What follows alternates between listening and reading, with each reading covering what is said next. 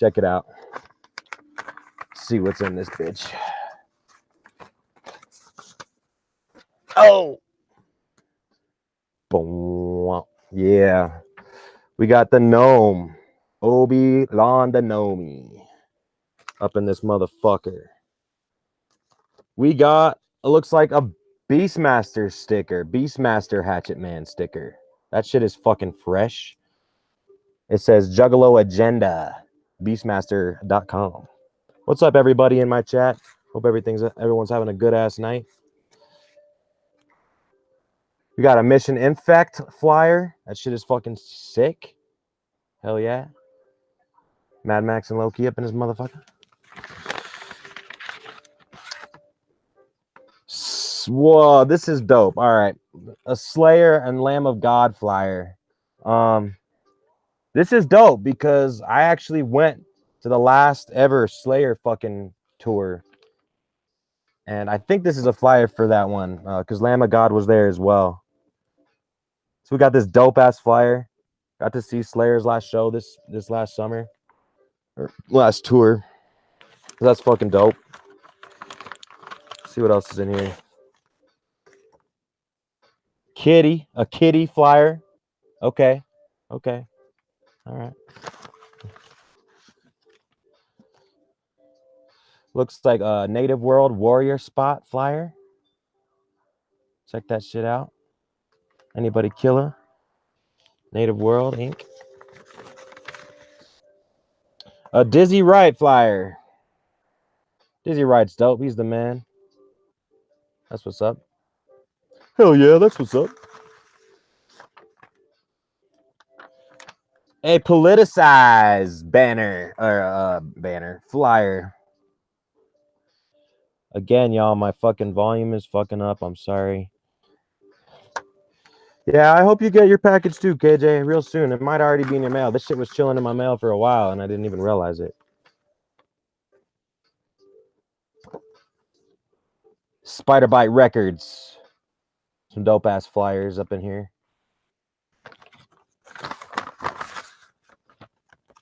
Psychomania tour.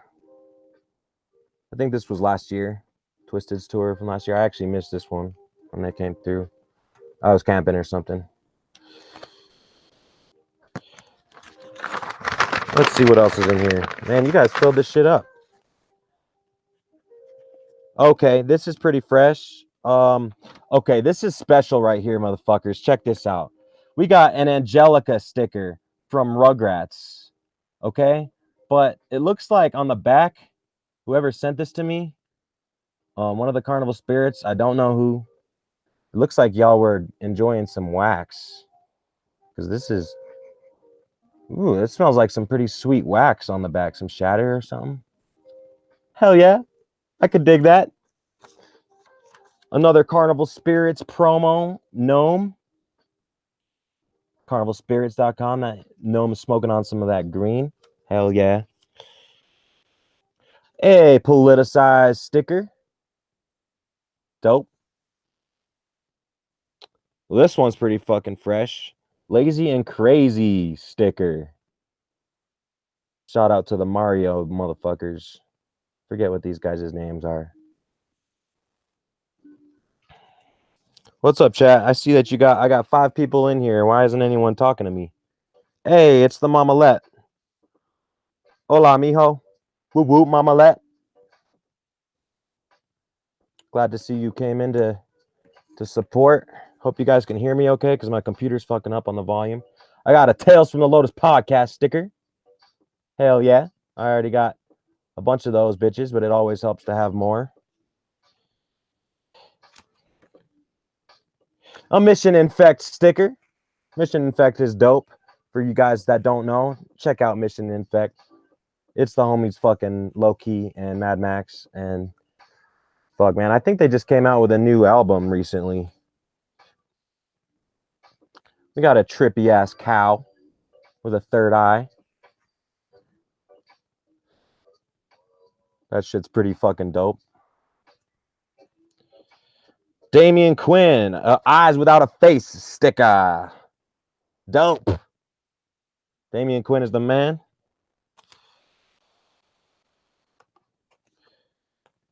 and Earth Research Labs sticker. Sweet, y'all. And that concludes what was in my little care package from Carnival Spirits. I really appreciate you guys.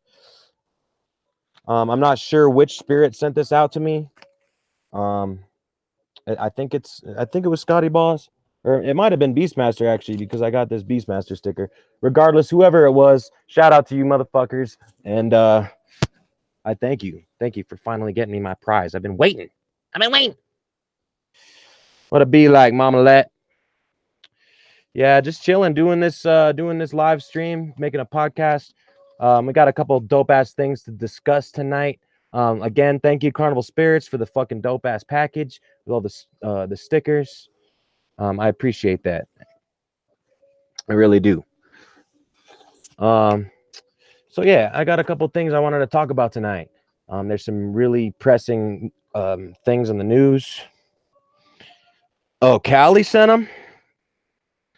Well, thank you, Callie Green. Too fresh. Appreciate it, man. Salute. Oh, I'm sure all you guys know the first single off of Fearless Fred Fury dropped last Friday, called What the Fuck, or WTF, mate. And the internet is stirring about it, and all the juggalos in the juggalo community are stirring about this song. People either hate it or they love it. I haven't seen much in between. Me personally, I really enjoy it. I love it. I like it almost to the point of loving it. Now, it was totally threw me off track. It was not what I expected, to be honest with you. Well, you know what? I honestly really didn't know what to expect for the first single off of this. This is, as one of the things I've been talking about, this is one of the most highly anticipated Joker cards I can remember. Like, straight up. I don't remember being this excited for a Joker card in a long time. I got pretty stoked about Bang Pow Boom, but that shit, we didn't even know it was a Joker card when that came out. We thought it was just going to be another album. So I'm really stoked about Fearless Fred Fury. Ever since last Halloween, when the image dropped and the name dropped, I've been fucking stoked. And we finally got to hear a song off of the album. Now, it's really heavy. It's really in your face. It's definitely got that angry vibe. And I know a lot of people have been saying that it reminds them of the Amazing Jekyll Brothers.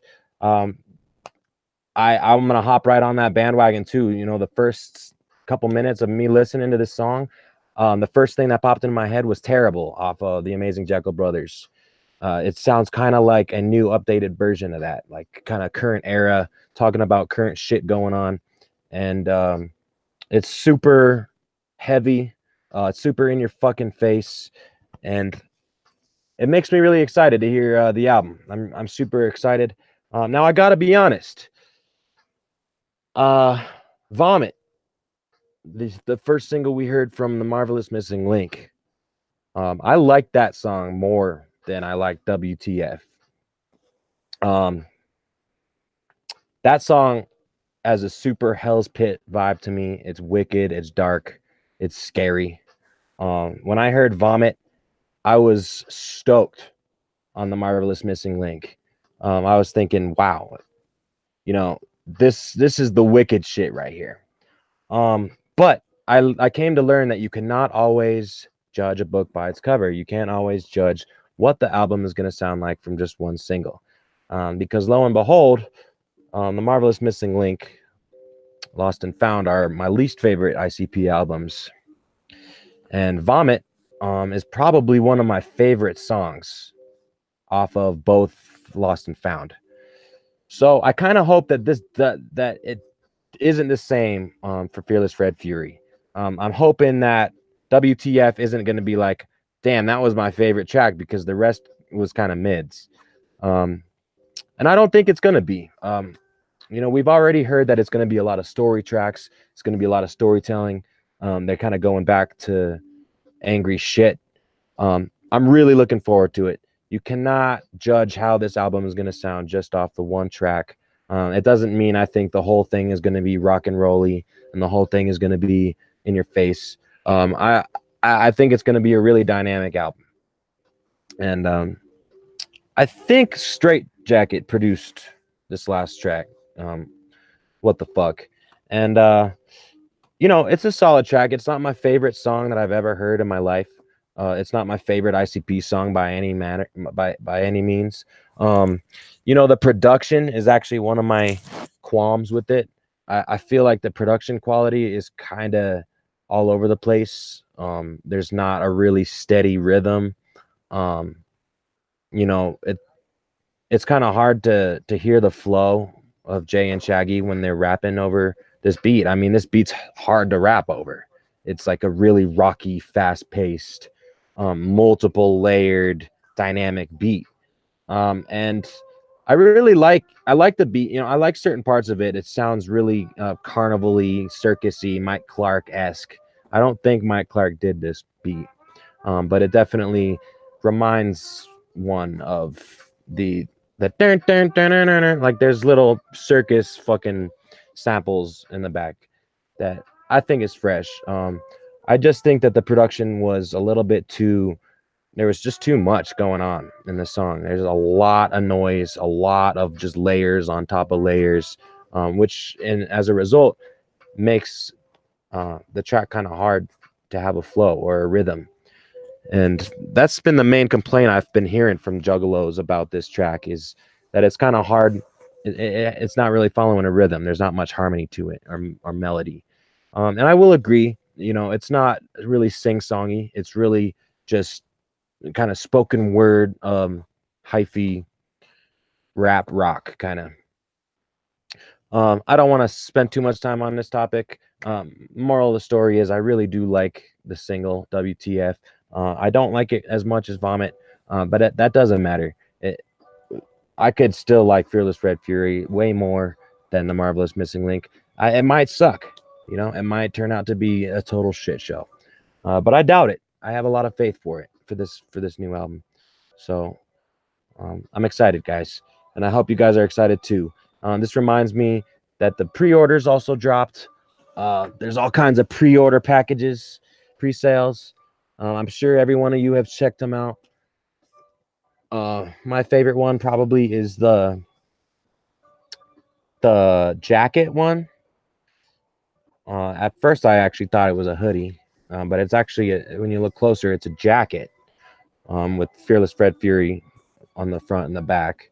It also comes with the T-shirt with the full cover print. Not the tie-dye one, but the other one where it's like got him in the front and on the like wrapping around the back. That's my favorite pre-order package bundle. However, I haven't actually ordered it yet. And the jersey, I wasn't actually super impressed with the jersey. To be honest with you, I wouldn't spend $200 on that package. I saw some Fearless Fred Fury jerseys at the Gathering that were more impressive than the one I seen on this pre-sale. And I think part of it has to do with that white strip that goes down the middle. It looks like a check mark. I just don't like that big white stripe. And KJ Riddle in my chat is informing me that Ouija just dropped the pre-order packages for Water Damage. I know he announced the date, I think December 21st when the album's supposed to drop. So that's dope. Thank you, KJ Riddle, for letting me know. I'm gonna have to hop over there and just check those out after this. I do know that that Ouija Mac just dropped a Smurf shirt on drugs. Like he's like a druggy Smurf.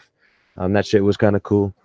So yeah, that kind of segues into the next topic, Water Damage. Ouija Mac about to drop his second album on Psychopathic Records, entitled Water Damage, and it's going to be here on December 21st. Now, I got to give it up to Ouija Mac. That motherfucker has been grinding this whole year. We have more music, Psychopathic Records, from just Ouija Mac than any other artist on the label. He dropped Gutter Water earlier in May this past year, and now before 2019, he will drop his next mixtape. This is impressive. He's really out there showing us that he can fucking work, that he can put music out, and that's what it's all about. That's what being an artist on Psychopathic Records has always been about. Is just putting out fresh music and always dropping material, keeping the juggalos on their toes. Shout out to Ouija Mac for that. We haven't seen any new music from anyone else on the label practically. I mean, what else have we gotten this year from Psychopathic Records? Let's see. Well, of course, we got Hell's Cellar, which was super fucking awesome. But that's not new music. That's obviously shit from the Hell's Pit era that they were holding out until now. We got that ICP's Magical Bag of Poop. That there are some new songs on that album, which I actually really dig, like the Head Bust Brothers being one of them. That song actually is an example of what I really hope to hear Fearless Fred Fury is going to sound like. The whole feel of the Head Bust Brothers, that song kind of shows me like, damn, I really hope they take Fearless Fred Fury in this direction, because that just sounds like a classic dope ICP song. That's just like pure ICP. Anyway, so there was a few songs off of that dropped off the Magical Bag of Poop. There were also a couple old tracks on there too, from the Bizarre era that were thrown on there. I liked that CD, even though there was only like 8 songs or something. I liked that. What else did we get out of Psychopathic this year? There's rumor Big Hoodoo is working on some new music. I saw a little something about that. And also at the Gathering this past year, I know that Big Hoodoo played a couple of new tracks live, exclusively for the motherfuckers at the Gathering. So it makes me think that he's working on something. But still, we haven't seen anything from him. From Light, have we seen anything from him this year? Nope. I got to be honest. I don't really have very much faith in Light. I haven't had much faith in Light since the very beginning. There's been nothing that he's put out that has really impressed me so far. I'm not hating. It's not like I dislike anything that he's put out. It's just there's nothing that's like caught my eye yet, where it's like, oh damn, this motherfucker's sick. And considering that he's been on the label for 2 years now, ish, and has only come out with 1 EP, kind of makes me be like, whatever, dude. Like, I don't know. I don't really give a fuck, honestly. Like, Light's just one of those dudes where I'm just like, okay, I really don't give a fuck. I don't mean to sound like that. I just feel like his lack of effort on the label has kind of just shown that it's like, okay, dude, do you even really care to put like dope ass shit out? And I know all you are all 3 of you watching are probably like, Danny boy, shut the fuck up. He's about to drop an album like in like a week or 2, like in December. That's what he said. That's what he fucking said at the seminar. You cocksucking piece of shit. Duh. He's gonna have an album, and it's coming out by his birthday. Well, you know what? I hope you guys are right. I'd love to see a full-length LP by Light, and I want to hear him catch me and like, whoa, that was sick. Now I got to admit, when it comes to Ouija Mac, I'm not totally there with him either, but I am more to that point with Ouija than I am with Light, partially because, as I said, just his grind and seeing how much he's been doing for the label and for himself to put out music and to put out material and merch and all this shit. I respect that for one. For two, I've also met Ouija a couple times. He's a cool ass dude in person. We've kicked it, and I've seen him live a few times, and his live set, to me, Ouija is much better live. Like, his live shit is just is dope. I've heard a lot of people talking about Ouija when they hear what they like about him. They say, oh, it's about the beats, and I agree. His live performance is hyphy, it's live, it's fun. I got to throw a big traffic cone at his face on stage at Gorefest this past year, and he was clowning, and it was a good time. He interacts with the audience. I like that. I appreciate that from an artist. And then that's not to say I don't also enjoy Light live. I have seen Light live quite a few times. But still, again, it's nothing that has like grabbed me and been like, damn, this is dope. I got to be honest with you, motherfuckers. I saw Light before he was ever Light, when he was still young Light, when ICP brought him on the Riddlebox tour back in 2016. I had no fucking clue who he was, but when I saw him that night, probably a little over 2 years ago, he was still young Light. He blew me away. That shit was, I was like, who is that? That motherfucker is fresh. And it's weird because ever since he's been signed to the label, and I've seen him a few more times since then, I've just been like, meh, he's all right. Anyway, you guys probably want to hear me stop talking about that shit. Everyone's got an opinion, right? They're like a-holes. Well, enough about that. We'll get more into Fearless Fred Fury later. He's coming soon. I know the track list didn't drop yet. I know a lot of people are disappointed about that, but you know what? Who cares? We'll get it when it comes, and that's the way it goes. Young Light was in the freestyle comp at the Gathering a few times before. Yeah, I'm sure he was. Like I said, my first exposure to Light was at the Riddlebox tour, though, a couple years ago. And he really made an impression on me for some reason at that set. And I know he's been around. I know he grew up in Michigan, and he's got connections with Project Born, and I'm not saying he's a nobody or anything. He has yet to fully get my attention and grab me and be like, whoa, that dude was fucking sick. Anyway, let's talk a little bit about Cess Crew. All right, motherfuckers. If you guys didn't know, Cess Crew off of Strange Music has officially dismembered. It comprised of two motherfuckers. One's name was Godimus and the other's name was Ubiquitous. And they have officially dismembered and broke up as a group. I can't speak much else on it. I'm not exactly sure what happened between them. If there's bad blood, good blood, if whatever it is. Point is, Cess Crew is no longer a thing as of now. And I never really got too into Cess Crew. They had a few good songs, but it kind of just reminds me of like Potluck. Like I really dug Potluck, and they broke up a year or two ago. And so it's kind of sad to see groups breaking up, but it's part of the game. It happens. I hope everything's cool between the two of them. If not, then it is what it is. Apparently, Ubiquitous, if you guys care to know, he's going to be on tour doing a solo. He's going to be doing solo shit. I think he's about to kick off a tour. That is Ubiquitous from Cess Crew. So yeah, you guys, a moment of silence for Cess Crew. They are no longer a fucking group. If you care. Anyway, with also on the Strange Music side, we got Tech Nine and Chris Calico on tour right now. On the Independent Grind tour. If they're hitting your city, make sure to hit that shit up. What else, guys? Agreed? What do you agree about, Mamalette? You don't really you don't care if Cess Crew broke up?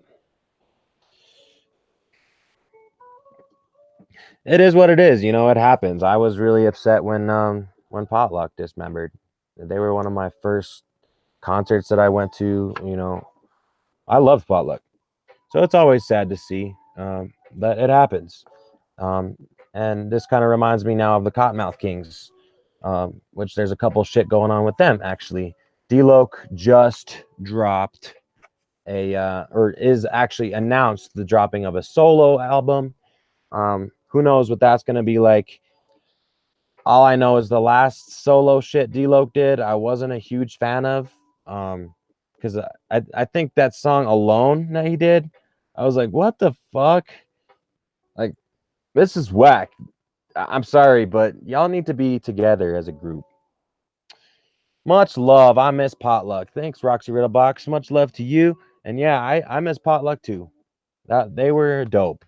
To me, I liked Potluck better than Cottonmouth Kings. But that's just me. And yeah, it's a drag. I'm let, but people move on, and hopefully that, like I said, hopefully there's no bad blood between them, and you know, they can continue doing their thing. What was I talking about? The Cottonmouth Kings, the D-Loc new solo record. If you guys want to check that out when it comes out, who knows what that'll be. But besides from that, the Cottonmouth Kings actually just recently dropped a mixtape with a shit ton of artists on them. I can't even begin to name half of them. I think like Insane Poetry's on it. I think fucking Twisted might be on a track. I forget. Y'all are gonna have to check that out. It's a mixtape. It just dropped. Cottonmouth Kings. It's got Johnny Richter, D-Loc, Saint Dog, plus a billion features. That I would actually look more forward to personally than D-Loc's solo record. That's just me, man. If you guys are into that solo D-Loc, you know, cool. But where the Cottonmouth Kings stand right now, I'm really happy. I really enjoyed that new album that came out this past April.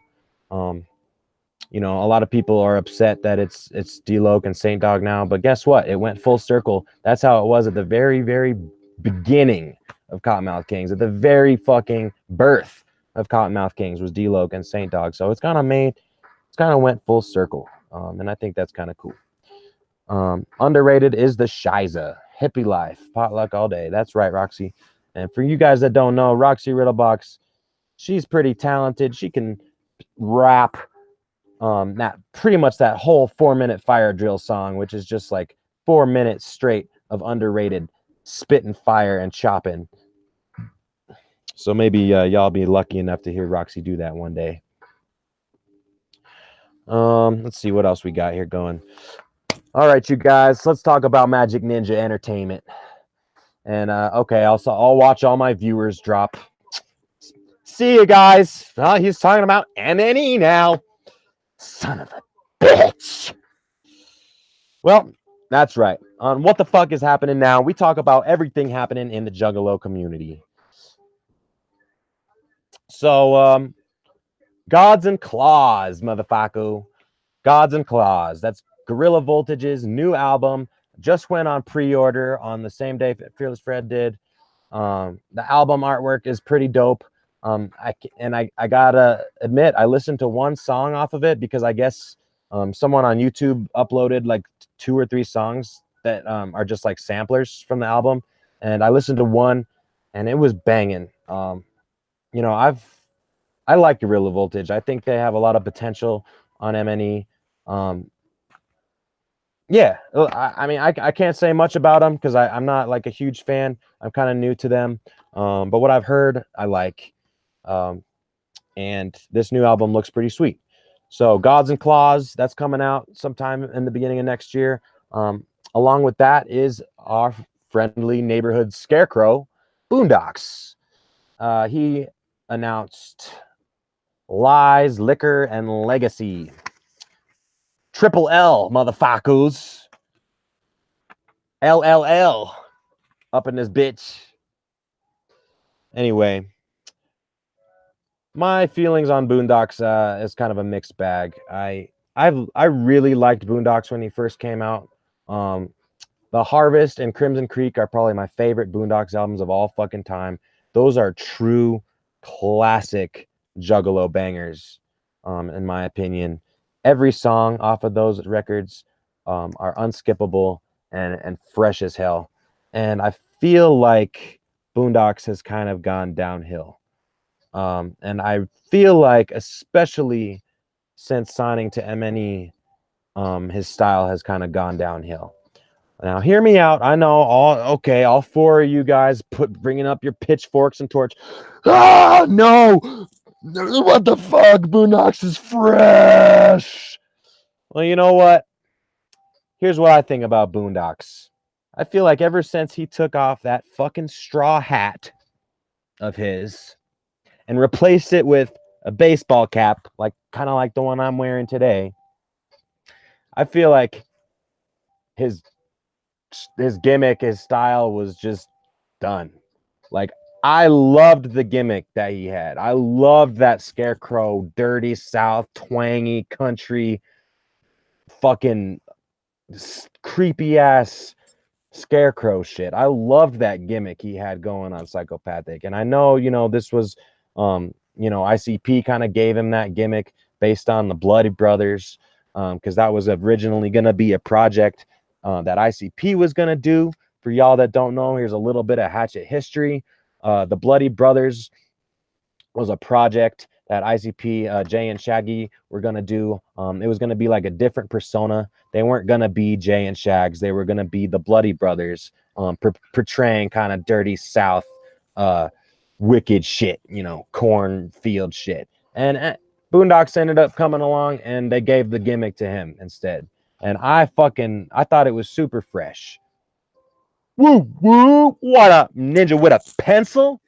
Glad to see you up in my chat. Glad to see you watching this, motherfucker.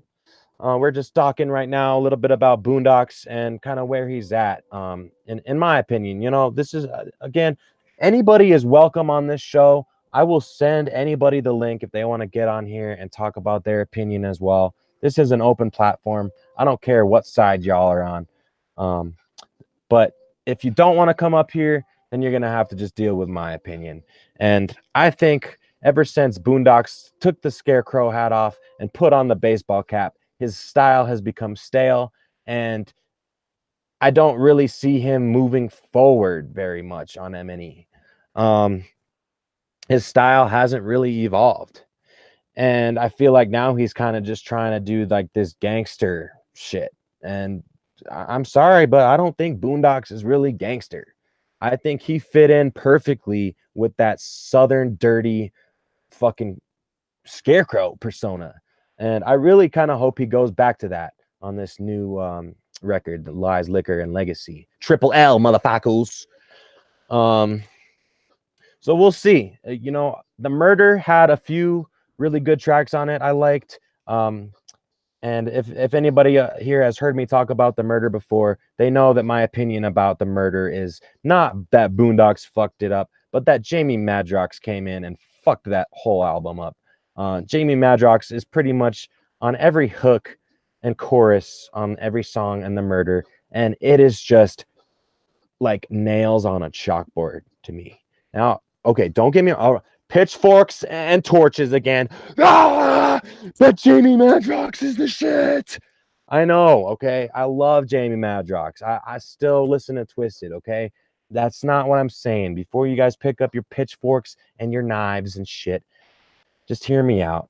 I think Jamie fucked up The Murder. He tried to take too much control of that album.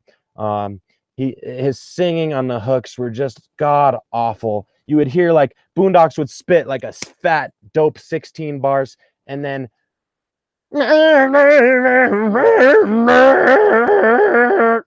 Jamie would come up on there and just fuck the song up.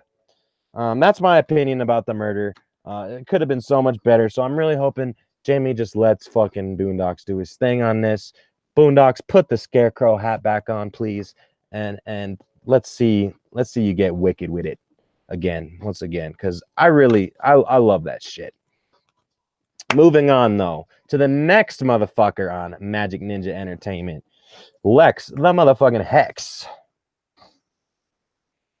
Ninja with a pencil says, I feel you. There's always a little twang in the damn thing. It sounded like Jamie was impersonating Everlast. Sometimes I don't know what Jamie's trying to do, impersonate. Like, I feel like one day he'll just be on like a tip of like, oh, I want to be a, R&B singer. I don't know, man. I love Jamie Madrox, and he has the potential to do such sick hooks and choruses, but The Murder just didn't do it for me, guys. But anyway, Lex the Hexmaster, he just announced the Strictly for the Ninjas mixtape. Now, this is special because if any one of you 4 special motherfuckers watching And then all you motherfuckers watching the replay, guess what? You have an opportunity to be on Lex the Hexmaster's mixtape because he wants to hear you. Lex has always been dope. He's always been about the family. He's always been about giving everybody equal opportunity. So what it sounds like he's doing is he's taking submissions from real ninjas out there, writing rhymes that are sick, and he's gonna give you an opportunity to be on the mixtape. So that's pretty fucking dope. Shout out to Lex the Hexmaster for that. I hear a lot of people talking on the internet saying he hasn't come out with anything in a while, but I think you guys are just sleeping on him, and you should probably do your research because Lex the Hexmaster has actually put out the most records on Magic Ninja in a 2-year period of time than anybody else has. So that's saying something. I can't produce the exact numbers, but I'm pretty sure he's came out with like 4 or 5 albums in just the last 2 years that he's been on the label. So that motherfucker's grinding. Shout out to Lex. If anybody out there listening as a rapper and into the wicked shit and wants to be on Lex's mixtape, check it out. Send your submission out to him. And yeah, and wrapping it up with the MNE stuff. The Axe Murder Boys, and Al Azul Ilu, and Make My Motherfucking Day, which is Scum and Insane Poetry, just announced a tour called the Axis Family Tour. No official dates have been announced on it. I already know that they're going to be hitting through Denver, my hometown. Obviously, Scum and Insane P live there. And, of course, the Axe Murder Boys live there, too. So we already know that they're going to be coming through Denver. So that's going to be fresh.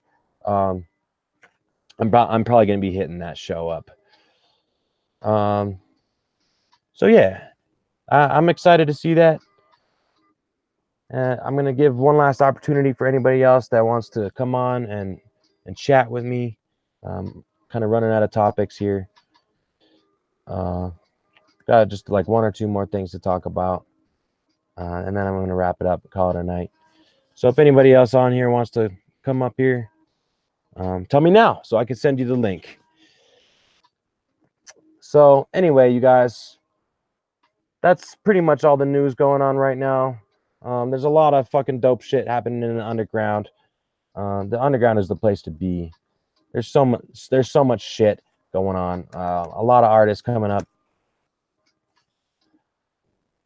Oh, sorry, y'all. I can get pretty unprofessional up in here.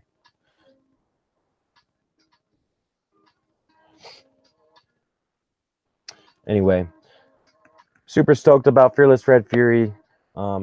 He is upon us, you guys. He is upon us.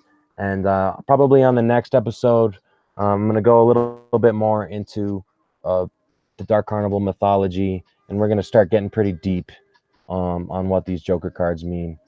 Because this is a really special time, you guys. We're at the end of an era. We're finally wrapping up the Marvelous Missing Link era. It's been the longest for anybody who's been. I have. It's been the longest Joker card era we have ever seen, ever. Every Joker card that has ever come out, ever since the Carnival of Carnage, has come out within a shorter period of time than this era has.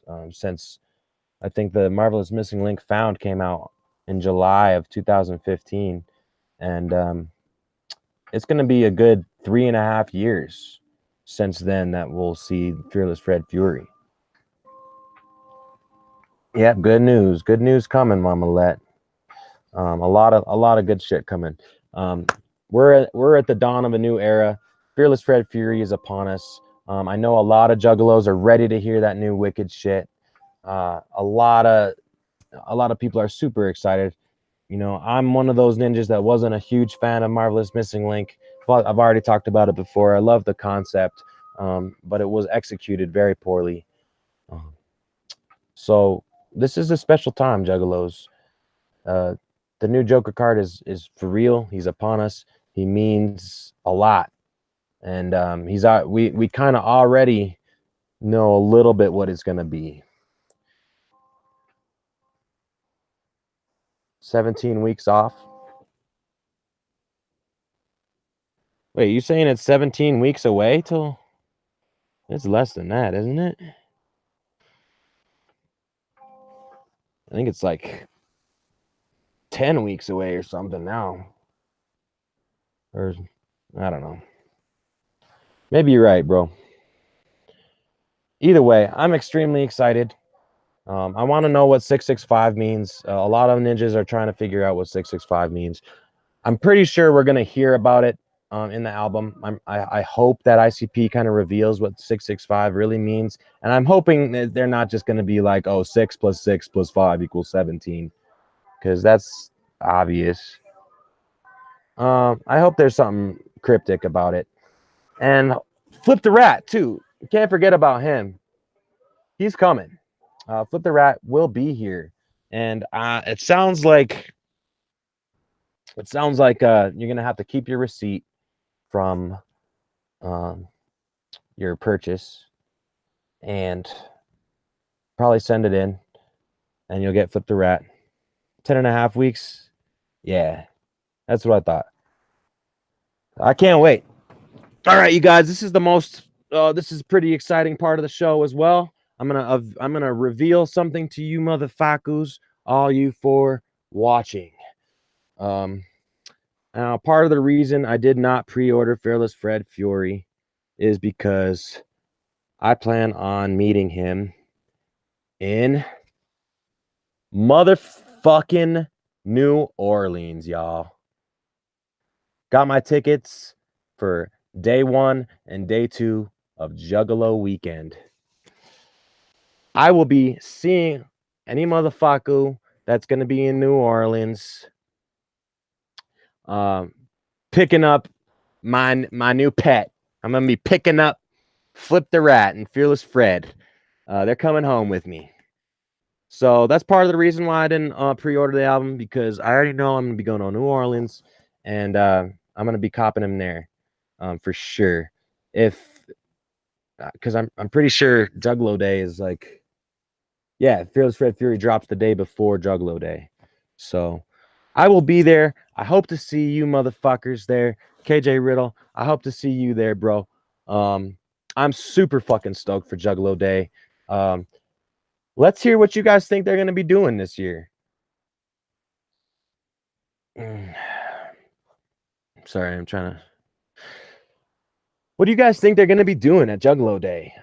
For one, we've only gotten one announcement of who's going to be there, and that's ICP. Now, there's a lot of speculation that Suicide Boys will be there because they're from New Orleans. But I don't think that's been officially confirmed. But anyway, you can really start to see at this point, and I know I mentioned this at my last week's episode, and for one, I actually want to apologize about last week's episode. It turned out really shitty. I didn't realize my fucking internet quality was fucking totally whacked out, but my sound kept cutting out. So I'm really sorry to all you guys that tried to watch that and couldn't hear me last week. I hope it's all good this week. But anyway, one of the things that I totally lost my train of thought. I'm just too excited about this shit. Oh, yeah. One of the things that I was talking about last week is that it seems pretty obvious what ICP are up to now.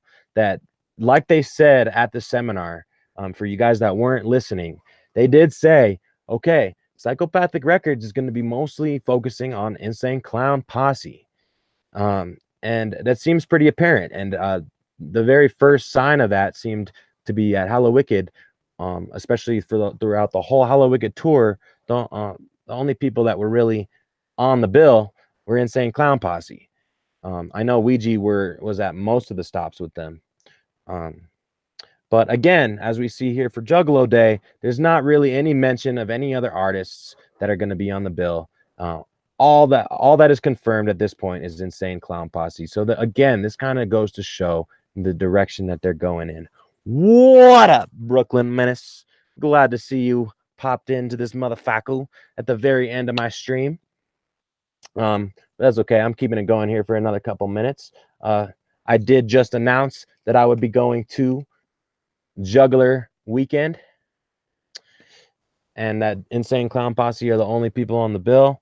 I'm wondering what they're going to be doing. Some people are thinking there's going to be a whole night of Fearless Fred Fury and Flip the Rat songs. I kind of think that's unlikely, just for the fact that I don't think Jay is going to have practiced the lyrics enough. Um, he's not going to be ready to do a bunch of songs from Fearless Fred Fury. I mean, come on, let's be real, you guys. Especially if the album's only dropping a day before Juggalo Weekend, you really think Violent J is going to have enough time to sit back and practice 5 or 6 songs from the album? I don't think so. I do got to say that one idea that I did hear, and I'll give you credit where it goes. This goes out to Mr. Diamond. I seen your thoughts on this, and I think it's super fresh. The whole one night they'll do old school tracks, and the next night, sorry, old school. I mean, like first Joker card set, the first 6 on the first night, and then the second night doing all new school songs from the second deck. I think that would be fucking sick. One thing I've been saying for a lot of years at this point is I love Insane Clown Posse. I always love seeing them live. But I gotta say, I would love to see them play some more songs that you never get to see them play, because you go to an ICP song and it's going to be a 99.9% chance that you're going to hear Chicken Hunting, you're going to hear The Show Must Go On, you're going to hear Hocus Pocus, you're probably going to hear Let's Go All the Way. I would love to hear them really switch up the set list and bring in more of their catalog. Play some more Tempest songs, play some more songs off Bizarre Bizarre. Take Me Away is an example of a Bizarre song that I feel like, why don't they always play this song? Like, this would be a perfect song to be playing live. It was big when they did the Canadian Juggalo Weekend. Ice-T was fresh. I bet, man. I bet. That was super fresh that they came up there. What was it, last year for Juggalo Weekend? I always feel bad for you Canadian Juggalos, man. Just don't get enough of the clowns, but they at least show you guys some more love. They show y'all more love than they do like the UK and stuff. So I feel real bad for those ninjas way out there that never get to see them. Anyway, I got a couple ninjas thinking they're going to be doing Amazing Jekyll Brothers next year, or for Juggalo Day. I kind of think that's unlikely, just because they did it last year, and also it's not going to be. Well, I guess anything's possible. They could do it. It'll be 20 years old. Amazing Jekyll Brothers will be 20 years old next year. They might do that. Either way, I don't care. I'm gonna be picking up Fearless Fred Fury and Flip the Rat at Juggalo Weekend in New Orleans. I've never been to New Orleans, you guys. I've always wanted to fucking go. The culture down there is super fresh. I've always been fascinated with the culture down there and with the food, and the music. I love jazz. I'm just fucking. I'm excited. So I would have picked up one of the Fearless Fred Fury pre-order bundle packages. For one, though, I'm broke, and for two, I'm just gonna get it at Juggalo Day. So I ain't too worried about it.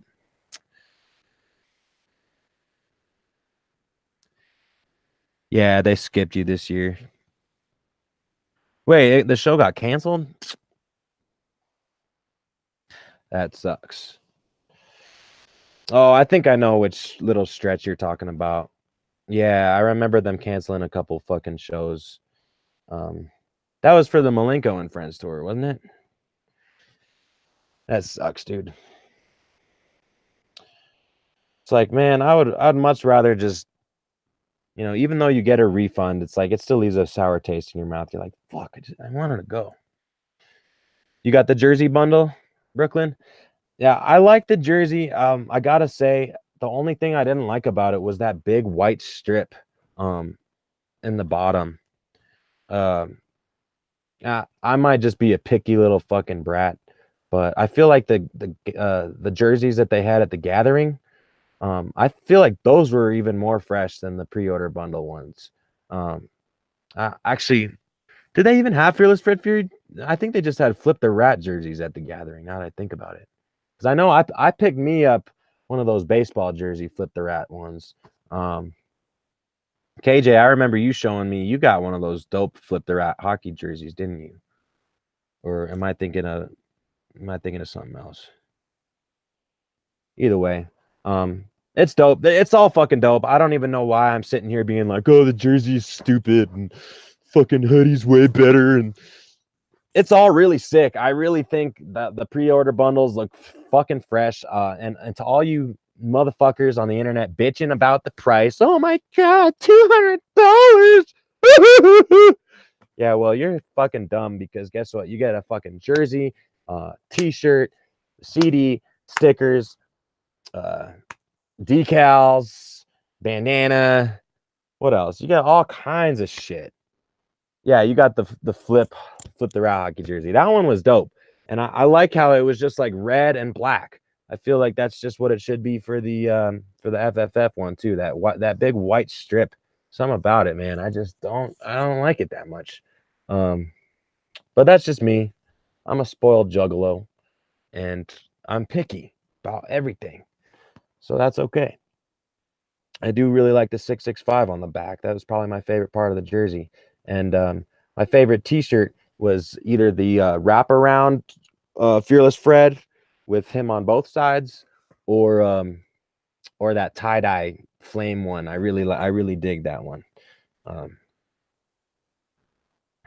yeah, but yeah, you guys, that's fucking dope. I'm really super excited for Fearless Fred Fury. As I talked about earlier, you can never tell how the Joker card is going to really sound based on just the one single. As I said, Vomit was my favorite track off Marvelous Missing Link, Lost probably, and that was the single we got.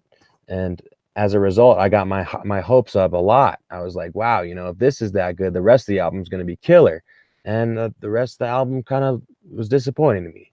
But I think that the whole WTF song, the way it was written, the the anger in it, and the in your face aspect of it, kind of is proof to me that those ninjas over at Psychopathic are actually paying attention to the feedback that they've been getting from the Juggalos, and I think that's dope because as a result, I think Fearless Fred Fury is going to be kind of a whole package of what the Juggalos have been asking for these past 3 years. Um, we've been craving the wicked shit. We want that old school vibe back. Yeah, it was a hard decision, KJ. They're all dope. And in fact, the only qualm I really had also with the jersey bundle, I didn't like that the jersey bundle came with just the black Fearless Fred t-shirt. I feel like the jersey bundle should have come with the coverall t-shirt. Um, that's just me. That's one reason why I was more attracted to the jacket. Not only is that jacket slick as fuck, but the t-shirt that comes with it I think is cooler than the one with the jersey. Um, but yeah, this whole thing is about Violent J's already talked a little bit about what Fearless Fred is about. And I think kind of now we have a little bit of an idea that it's not gonna be a softy Sesame Street album. We already know. I mean, he bears a crowbar in one hand, and the other hand is a fucking fist. And his whole slogan is "Fight Back." So we know already, even off only hearing one song, that this isn't gonna be a soft album. It's gonna be angrier. I think it's, as they've both mentioned, this is about fighting back bitches that are cowards, or that are afraid to go out and do shit in their life, or that have wasted their time sitting around and not taking advantage of the beautiful things they have in life. I feel like Fearless Red Fury is kind of a shadow, just as all the Joker cards are, a shadow of our own souls, but the part of our souls that is about getting shit done and being who you want to be and the way you want to be it. I'm geeked with every ICP album they have of all those diamond tracks in the rough, and I love where it's been and where it's going. Ninja with a Pencil, I couldn't agree better, man. I love ICP. I've loved them since the day I was became a juggalo until now. What I always say is that the wheels of the Dark Carnival will keep on turning and turning, and I love it, and I can't complain. I love the new Joker cards. I know a lot of old school heads are like, fuck these new six. It's meant to be the first original six, and that's it. But if that was it, then we wouldn't have new music today. We wouldn't have new ICP to jam out to today. I mean, maybe we would, but I love that the Joker cards are continuing because to me, it's not stale. To me, every Joker card that has come out is another echo of our own souls, of another shadow of our own, a reflection of some part of us. And I'm super fucking excited about Fearless Red Fury. I know I keep saying that. I'm already kind of getting a little buzzed here, you guys. Oh, Mr. 25,000 views and 500 comments. Okay. All right, Brooklyn. I'll give you a applause for that one. I don't think I'll ever have 25,000 views on a video.